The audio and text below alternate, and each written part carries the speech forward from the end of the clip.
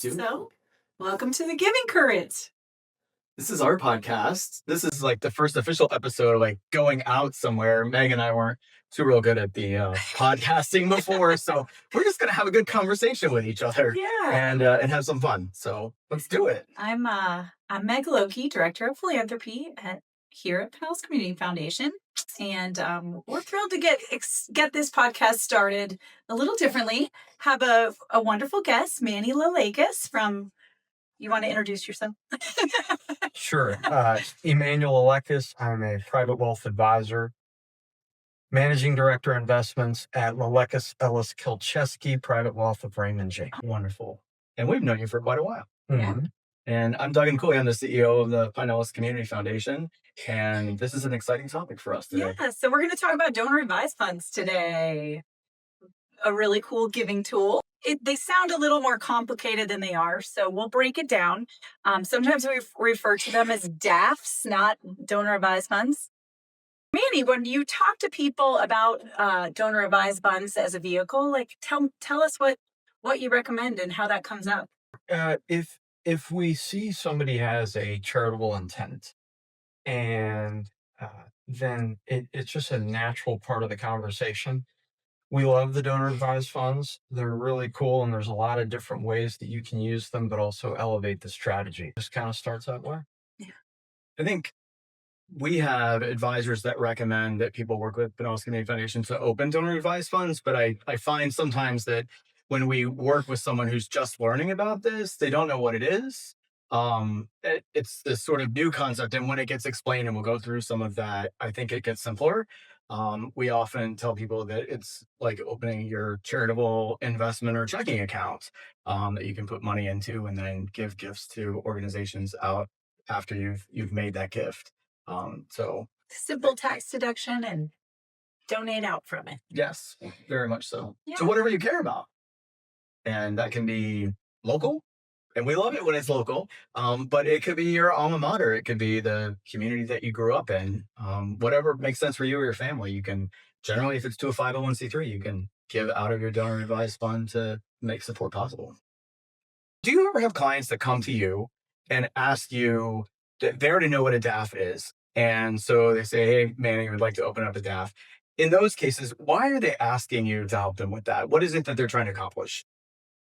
So wherever a donor advised fund is, they typically want to simplify the process. If you're making a lot of individual donations throughout the year, you have to keep track of those. Maybe you have an Excel file. In a donor advised fund, you can provide cash, or better yet, something that's highly appreciated that you've held for over a year to capture that tax benefit. And then you have one home to do all your giving. It simplifies, and we find that it brings people a lot of joy, and that they end up giving more. They're able to do it the way they want to do it. And so there's a lot of benefits. Those are a couple of them. And sometimes they incorporate their families into these donor advised funds, and it becomes a bit of a family tradition. It really is similar to a private foundation, in that you can include your family, but you have a lot less taxes and a lot less oversight, just a lot cleaner of a process. Yes, I think that is simplification, I think, is the key. And you mentioned private foundations. And so oftentimes they think, well, if I'm going to make a difference in the community and I have money, let me open a private foundation. And there's a lot of work to that, and form a corporation, do a bunch of stuff. But you can, depending on what organization you'd like to work with for a DAF, it could be open same day or within a couple days, and there aren't special filings that need to take place, and you can work with the organization.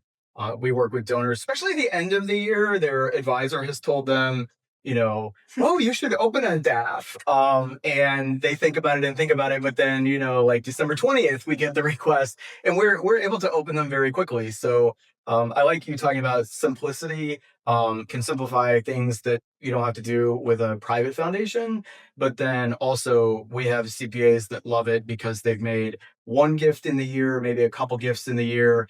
It's not a bunch of letters that they need. They've got them from us, or we can reprint them for them. But they can give out many, many, many grants out of the donor advised fund. But nobody needs to worry about that. Just us. And so simplicity is awesome.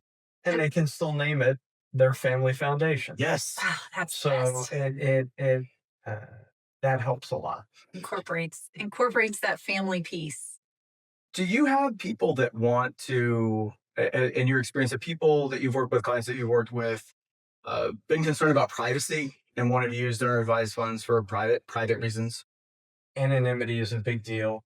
And for so most of our clients are business owners, and a lot of them desire privacy for a variety of reasons, as opposed to a foundation or some other structures that are fully anonymous and private. Mm-hmm. And that is another distinction with the private foundation too. Whatever assets you're putting into the private foundation, wherever they're coming from, that's all available publicly.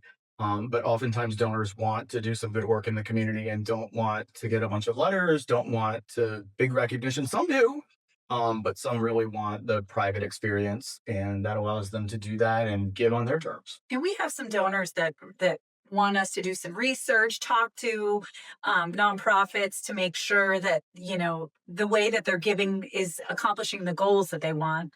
So we can do that for them, and they can still give anonymously. So it's really just that third party. Are they able to pick whether they're anonymous or whether the name of the foundation or name and Yes. address they're able to? That's great. Yes. And we have some who want to be fully transparent and want the organizations to know. I think one of the things that concerns people, I'm not going to write the check out of my checkbook and mail it or take it to the charity. And so we have donors that in the letter that goes, they've asked that their home address be included in that. We're just very clear about tax deductions and what kind of relationship the organization should be having with the donor. But some of them want to make sure they're getting the newsletter, or they send something to the house to remind them of activities or whatever is happening with the charity. They really want to build the relationship. And some stop by and pick up their check to drop off to the nonprofit so that they can still give it. That is something that kind of sets us apart, is that you can pick up your check and deliver it to the nonprofit yourself to get that full, warm feeling of giving. So we want to talk about what makes PCF unique a little bit. Duggan, I'll let you take that. I think some of the things, especially around donor advised funds, that makes PCF unique is our community focus, and the ability to be embedded here. Our staff and our team live local and have been here for many years.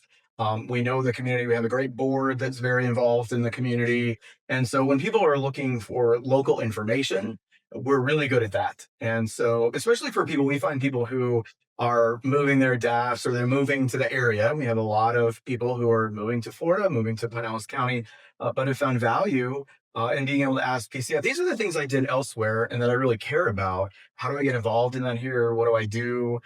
Where do I go? I like this. I don't like this. And we're happy to make the connection. I think the local connection and approachability of PCF is one of those things that sets us apart. And we'll investigate charities that are not local too. I had a donor who really wanted to contribute to the California wildfires, specifically to to help animals that were displaced. So I ended up talking to a bunch of different shelters in the area, making sure I found the exact one that is no kill and matched the criteria the donor had, so that she could give to that organization all the way out in California. So it doesn't have to just be local. We've got that personal touch. We call it your personal philanthropic advisor. I can say about both of you, having known you guys for a long time, both personally and then through the Salvation Army, that you guys know the community extremely well. You have a heart for the community, and you're able to put things together to create impact. So Thanks. would wholeheartedly endorse those items. We're happy to do that. Thank you. And you're a great community member too. Been here a long time and know lots of great stuff. We also pull good information out of people just like you about what's happening in the community. That's part of it, is as you build relationships over the years, the ability to rely upon colleagues to be able to know what's going on, or that you may not have your ear to the ground in exactly the right place, but you know somebody who does. I just want to throw one more plug in for donor advised funds at PCF. some things that we offer, and I'm not sure if you knew this, but we've started these nonprofit bus tours for our fund holders, where it's a really in-depth tour. It's a little like a Leadership Pinellas bus tour where everybody hops on. We stop at a few different, hey, we were in the same leadership class. I forget that every time I see you. But We still have the scars of the so we hop on, we visit a few different charities, go do an in-depth tour, hop back on the bus, go to a different one. And it's really been an exciting way to expose our fund holders to charities they didn't even know existed in their own backyard. We just finished one up not too long ago, and it was quite a success. So we're offering that to our fund holders. We're doing in-depth tours, just one-off in-depth tours, and things like that. We're trying to go above and beyond for our donors so that they really can get to know and be effective in their charitable giving. It's been a lot of fun to watch people, and especially when we go somewhere that you hear, I didn't even know this was here. And so that's pretty fun to be able to see that happen. And then the last one we did, we visited different types of organizations. So some people really like human services and they care about homeless shelters or food banks.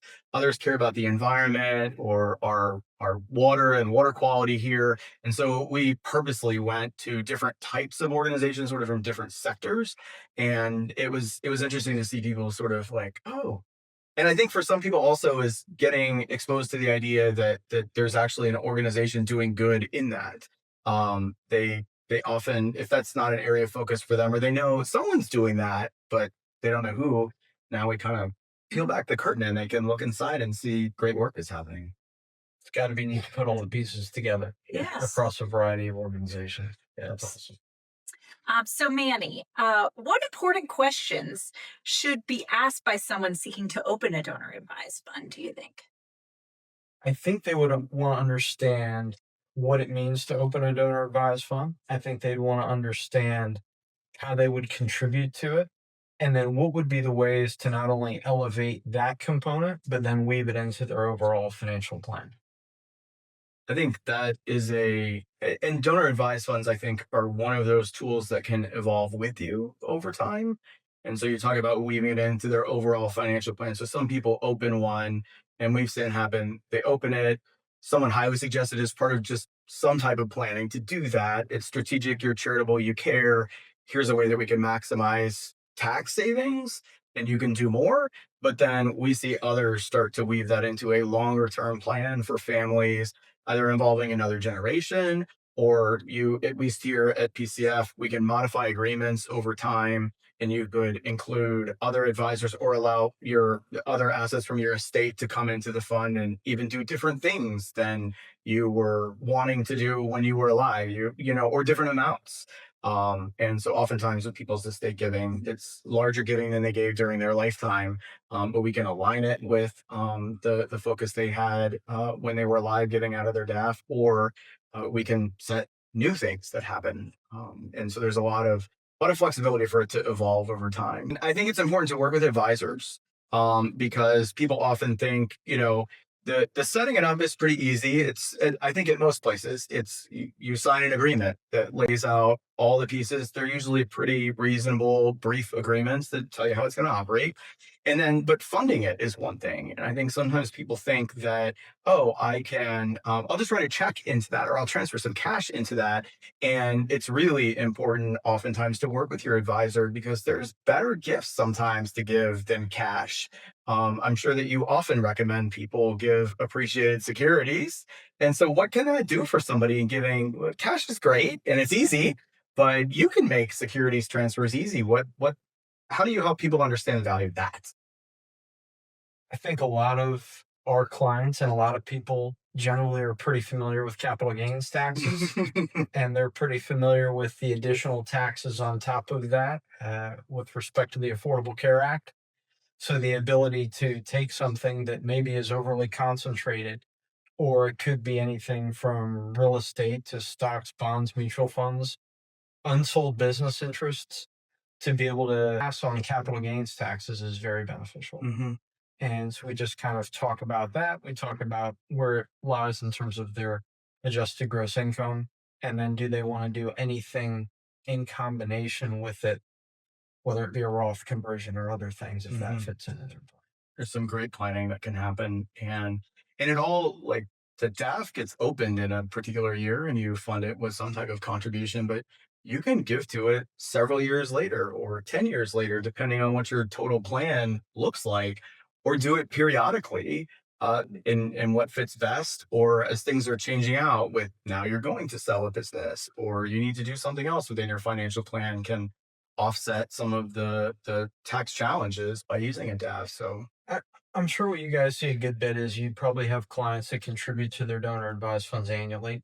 You then have clients that maybe don't itemize, and those maybe want to consider bunching mhm, because the new legislation does give an above the line deduction for individuals at $1,000 and couples at 2,000. But prior to that, there hadn't been any, and I believe that doesn't take place till next year. So the ability to jump over the standard deduction and maximize that is important as well. And so we have clients that will make contributions every 5 to 7 years. mhm. And that's when a To DAF do is that. really effective, because you may not want to give a charity 5 years worth of contributions all in 1 year. So if you give to a DAF, you can give it out year by year, still at your annual amount. Mhm. And it continues to grow while it's waiting, Yes, and nobody pays taxes on that. that's right. And so better and larger benefit potentially for charitable organizations in the community. And I think it also provides the other piece that I've seen, especially around disaster relief work. And so you may choose to give out over 5 years. That's what your plan says, or 3 years. I'm giving into my DAF every 3 years and making annual contributions out to charities every year. But then if you have assets that are stored up in that, and we've seen it through the COVID pandemic, we saw it with hurricanes, that there is charitable energy sometimes stored up there that you can rapidly get out to the community. And so I think people remembering also that you have a DAF is important, and we help remind people of that. But also remembering that there could be like stored potential there, that in a disaster maybe you were going to give out for the next 2 years, but you could release it all because the community has great needs. But that doesn't change your tax position in doing that. But you can accelerate that for the benefit of the community if you want to. It's a beautiful counter-cyclical measure. Mm. Yes. So, Duggan, say someone already has a DAF somewhere else, but likes the ideas of the way PCF can wants to be a part of our giving community. How can they? How is the transition to move a DAF? Can you move a DAF here? Yes, and generally that's easy for people to do. And we can help people walk through it, because depending on how they set it up elsewhere, there may be reasons why they can or can't. Generally, you can, and so we will work with the donor to move all or part of their DAF. It's the same process. You sign an agreement. It has all the stipulations that you agree to, and then you provide a grant to PCF from the other institution, and we go ahead and we receive that, and then it's used as you'd like to. We even have donors who have DAFs in multiple places. And part of that is because they live part of the year elsewhere. They live part of the year here. They want to, and they started it elsewhere, but they'll move part of it and start doing more charitable giving when they're local and active in the community here, but then still have someone local to where they are that can help continue to advise them on their charitable work, or connect them to local organizations that do great work wherever they are living. So, our next segment, we're going to talk about some myths to donor advised funds. So, my first myth: you need a lot of money to start a DAF. I think that's one where it also gets to the bunching too. And so if you are not itemizing contributions for tax purposes every year, and even as you might get into the $1,000, $2,000, you can deduct for direct gifts to charities with the change in tax law. A lot of families give more than that in a year, but they're not giving $100,000 a year to charities. So it doesn't take a lot of money to start a DAF, or need to give a lot of money. Sometimes it's what's going to push you over that threshold, so you can you can actually deduct the charitable contribution. And maybe if you can, planning to do that, every few years. But it doesn't take a lot of money. And at PCF, each institution is different, but at PCF, the minimum contribution into a donor advised fund to get started is $5,000. Most donors transfer more than that, but we have had some, that's about all they needed to transfer in the first year that they open that. Then the account's there. And as they need it going forward, a new event happens. It's advised that you liquidate certain securities, but don't liquidate them. You could actually use that for your charitable giving. That makes sense for tax plan this year. Often give more than that in successive years. It doesn't have to be millions of dollars coming into a DAF. So low entry point. Yes. Do you almost always advise your clients to never give cash to a charity? Or, I mean, we really refuse donations. But from a planning standpoint, many donors that work with us are already working with an advisor. And so we often make sure that they are talking to the advisor, or if they don't know of options, then you could, without trying to confuse them, there are different ways to give, and a check out of your checkbook isn't necessarily the way. But we also have others that are trying to maximize their charitable giving in terms of cash and appreciated securities. And so we'll try to maximize both sides of that equation and averaging to get what maximizes the charitable giving out of that. Yes. Who doesn't want to have their cake and eat it too? If you can, and Manny, let me ask you, you've been in the financial services investing for a long time. Of a client maybe that you've had, what is the lowest basis stock you've ever seen, and seeing that grow, and maybe somebody gives that to a charity? Lots of stock with a zero cost basis. Mm-hmm. Wow. So when it comes to folks that have created businesses, a lot of founders, they've been able to get ownership in their company into a DAF if they knew that there was going to be a transaction coming down the road. If there's not, it creates a little bit of an issue. Mm-hmm. But the key is to tell you before you sell a business. Well, it's really important, and those contact points make all the difference in the world. So, 100% agreed. And that is one of those things that, I mean, oftentimes we see on the other end of someone opening a DAF to offset, especially in the year that a business is sold. But there's so many cool things that can be done if you work with your advisors in advance and you're charitably inclined to really maximize what benefit can come out of that, especially if you're looking at zero basis stock in your business. We've seen wonderful things. We had a donor give us, I think it was Apple stock, and this was a couple of years ago, and I think it was about 75 cents a share. Was the original, somewhere in there, very, very low, and had, I think, had even been past their family too. And just looking at the data that they sent over was incredible. So you can really avoid a generation potentially of capital gains, and then get all of the deduction for the fair market value of what that is. It's incredible what you can do to just do more to power your charitable giving. All right. Myth 2, you need to start a 501c3 to have a family foundation. You can title your donor advised fund family foundation or charitable fund or something more interesting. And we have clients that do that and incorporate generational giving, have family meetings to decide what charities to give to.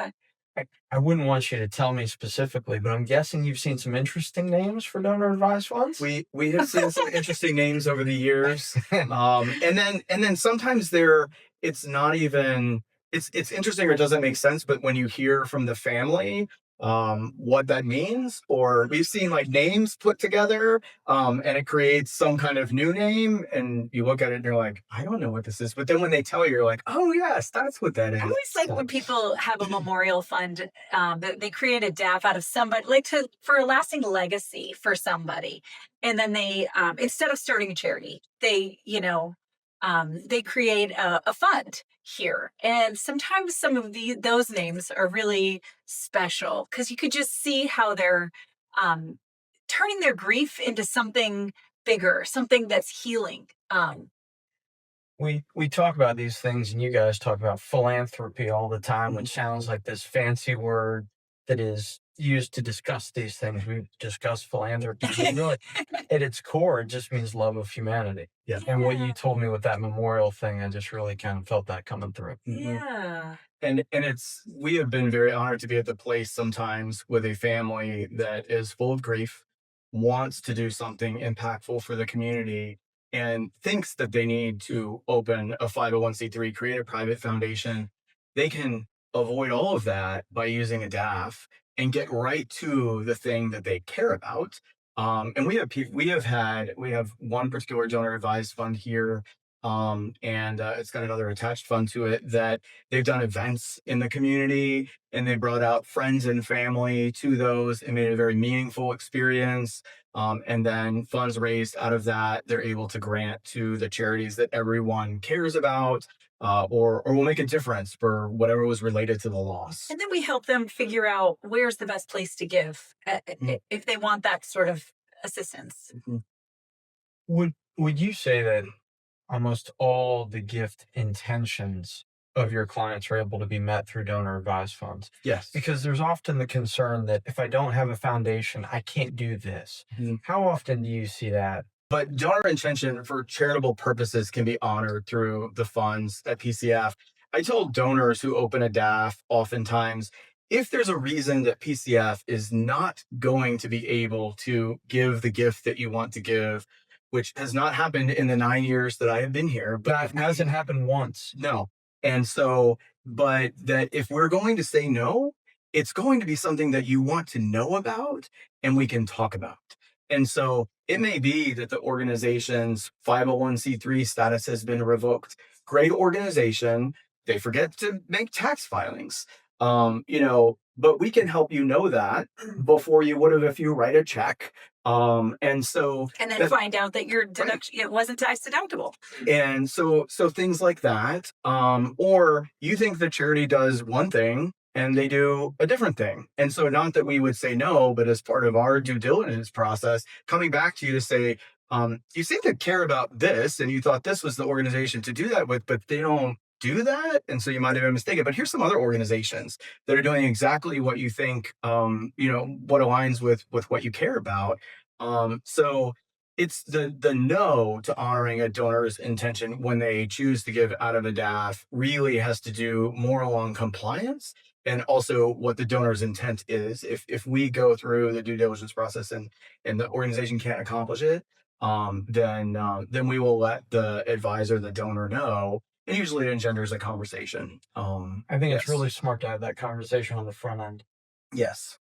And I think that is one of those things is there is a perceived loss of control by not opening your own private foundation. And yes, you don't have a board of your own that maybe your family is on. But also you don't have a board. Yes, that's something. There's some efficiencies in not having that. But you can work with PCF to do really what it is that you want to accomplish. And it is very easy as long as it is charitable, as long as it is to a 501c3. We will also help you stay on the right side of compliance. And so we'll talk to you. You have a great idea and it sounds wonderful.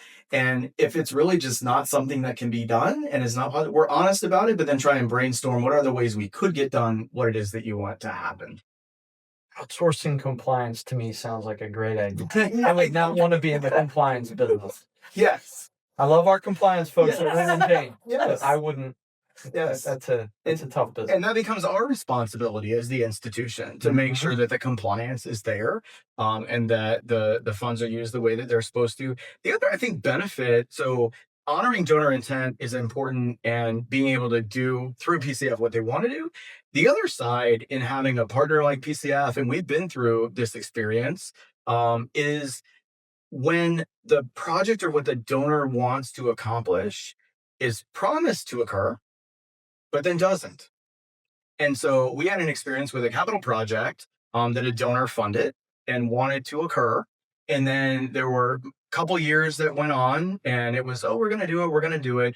Ultimately found out that they can't and worked very hard to make sure that that money came back into the fund at PCF and was able to be used for other purposes the donor cared about. And so and charities often, they have the best of intentions, and I'd say 99.9% of the time, what you want to accomplish is able to be accomplished and it happens. But on those occasions it doesn't, then PCF really works to make sure that there's a way to hold an organization accountable to what you promised the donor you were going to do, or negotiate a different conversation. We couldn't do exactly what we thought, or circumstances have changed. Can we come around the table and figure out a different opportunity? Accountability is big. Being Yes. able to hold a charity accountable for the donor's intention, and just to be able to outsource that as a donor is really lovely. Yes. Being on this side of things isn't always. Next myth: you can't have a successor advisor with your donor advised fund. Oh, that's bunk. We often are asking donors who they want as a successor advisor. And I've seen people list a close friend of theirs that sort of knows their intentions, but a lot of times it's children. And so there's a way to list, children as your successor advisor in the plan with us. And then also, one of the great things is when you start working with them before they become a successor advisor, so you can all work on philanthropy together. Next myth: there is a minimum distribution amount each year from a donor advised fund. Mm, So I know this one. At PCF, we don't require that every year. We require it once every 2 years. Now, every DAF sponsor has a different rule, but with the Family Foundation, it's 5% of the fund every year. But with a donor advised fund, you could hold on to it for a year and not give anything. We encourage it, though. yes, we're very much about active funds. That's how all of our donor advised funds read. But if you were to establish a private foundation and then give assets in, then there is a ticking time clock. And on top of that, some people aren't ready. They think they are, or they're not ready to give away what is required in 1 year. The cool thing, though, is that even though DAFs don't have necessarily a required payout, although we do, I think we're now over, there's like a distribution rate from DAFs nationwide of over 20% annually. So collectively, donor advised funds around the country distribute more out of their DAF collectively than is required of private foundations. I have that number. Aggregate payout was 22.5% to. Nice poll. How about that? Nice job. Significantly higher than private foundations. Yeah, I Yes. just happen to have that. Yes. Good job. Okay, let's talk about some stories of people Mhm. who've created donor advised funds. If you have any stories to share. Do you have a fun story to share about donors who use their DAF? They all use them. There's just a lot of neat stories about putting together the three components. Number one, the intent. Number two, how to best execute it. And then number three, what happens afterwards. And while everyone's different, it's kind of a win-win-win across the board. In terms of fun or entertaining stories, it, it's just neat to see people realize what they're able to do because there's so much information and some of it seems to contradict once they have this simple solution. It rejuvenates it. Yeah. What about you, Duggan? What about So some of my favorite stories around DAFs are people who choose to be anonymous. And so being able to work with them and go and visit organizations with them, people may not necessarily know that they have the potential to be a donor, or I've worked with people who are extraordinarily high net worth, but very private about it, or it's in trust. It's not really easy to figure out what the sort of the net worth of somebody, and people who live very quietly, and being able to go around the community or research projects and they get really excited about something. And then I get to write the check that says, from an anonymous donor, we're able to grant, this for your capital project or for this initiative. And being able to have the donor see that as it happens, but people don't know who they are, is pretty cool to be on the back end of that. I will say another benefit that we found to DAF giving, especially this happens especially when you build a good relationship with a donor who has donor advised fund. But we had a donor to the foundation who was getting quite elderly and had been extraordinarily generous in their lifetime. They had a DAF, they had a private foundation, they had their own checkbook that they gave out of. They were very generous in the community and sometimes anonymous in certain ways. But then over time, there was a team that formed with the donor, their CPA, their financial advisor, all of us together. And as the memory of the donor sometimes would fade, then we were able to make sure that if they were getting calls for charitable giving, that it aligned with what we knew that they wanted to do. Or if we could tell they weren't having the best of days and maybe were confused by something, be able to delay until it was at a different time. And being able to make sure that the donor's intentions were respected, that no one was able to push them. And the donor felt very comfortable being able to say, oh, if you want to talk about giving, I need you to call Diane. And so able to take the call, get the information, and then knew what the donor wanted to do, and then talk to them about it at a time that was good for them. And so it's pretty neat to be able to work in that environment with the CPA and the financial advisor and others, and the attorney too, who all knew what they wanted to accomplish, and being able to make sure that they could do it, but that they remember what they were doing and that it aligned with what over many years we knew what they wanted to accomplish. That was pretty cool. We have another organization that was it was a nonprofit, a full nonprofit, that was granting out to other organizations. And as time went by, they realized they didn't really need all that goes along with having a nonprofit: board meetings, 990 filings, all of that. So they actually collapsed into a donor advised fund, and they continue to have advisor like board meetings. They continue to review a grant process. They work through us. They have a whole grant process with us 3 times a year, and still give out charitably to organizations. That money is invested. They don't have to they don't have to do any of that. They get us to do it all. And it's way less administrative work for them. It's more fun to do things because you want to, not because you have to. Yes. And they get the fun side. they Let's just do give the money fun away. side. Let's hear what the charities need. And it's time that might have been spent on, the administrative side of things before. It's time now that they could actually have lunch together and then go on a tour of an organization, because they don't have to worry about that anymore. Like, they leave here and it's like, okay, CF will take care of that for us. We can go see what impact this is having. And it's fun to see them do that. Do you guys, it was about 500-600 billion given each year? Did you pull the What flows through donor advised funds? Mm-hmm. So donor advised funds are the fastest growing vehicle in philanthropy. Over $1.3 million in DAF accounts nationwide, totaling, 1.3 million. levies. There are over 1.3 million DAF accounts nationwide, totaling $229 billion. Is put into them each year, or is given out of that? Is held in there. And then what? So that's called so grants from 35%? DAFs in 2022 were $52 billion. So that's 22. Well, it says aggregate payout was 22.5%, significantly higher of what's in them, but of the total giving that happens every year, 10%. It should be so much higher. I think the one thing I will say, it's way higher than private foundations, though. Yes, but does anybody do private foundations anymore? I mean, they're extremely wealthy people, but even they're understanding the risks with self-dealing. And the last thing that they want to do is blow up a carefully crafted estate plan over a private foundation. Correct.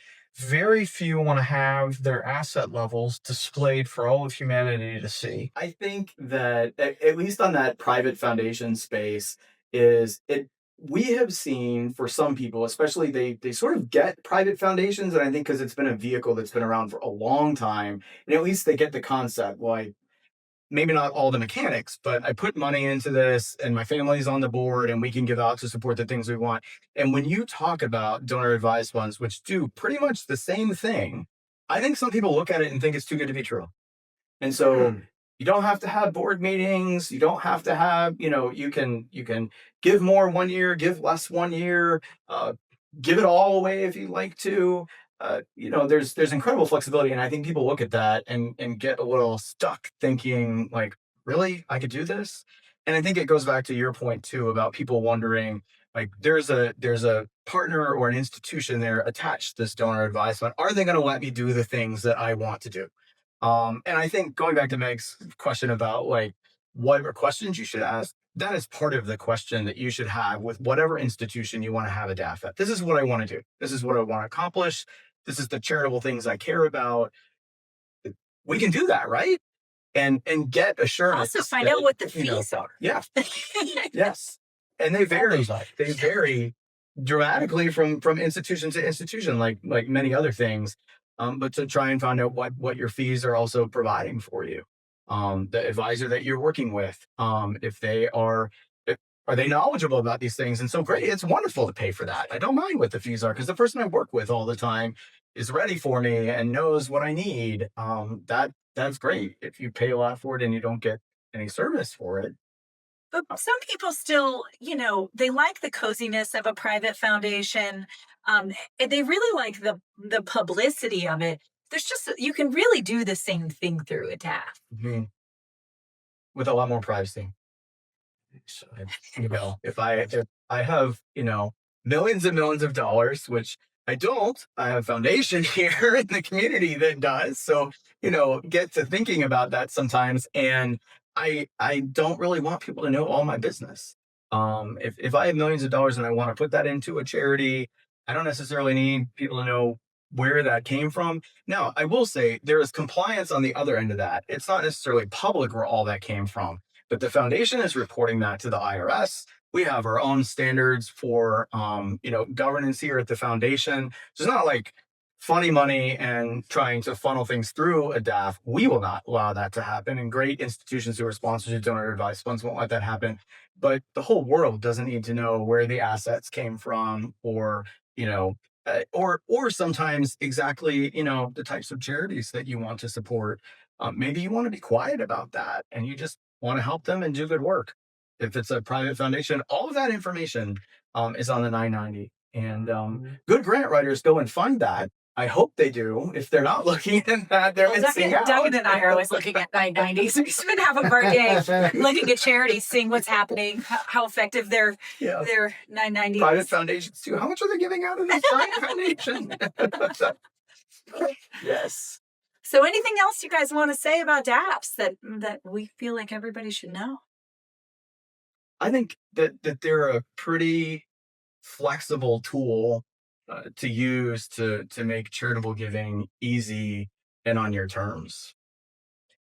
I think it's a wonderful structure. I think there's simplicity. More options is always better than less. I think it's very clean in terms of outsourcing compliance to an organization for you to then get to do the fun part, like you said, which is the purposeful giving.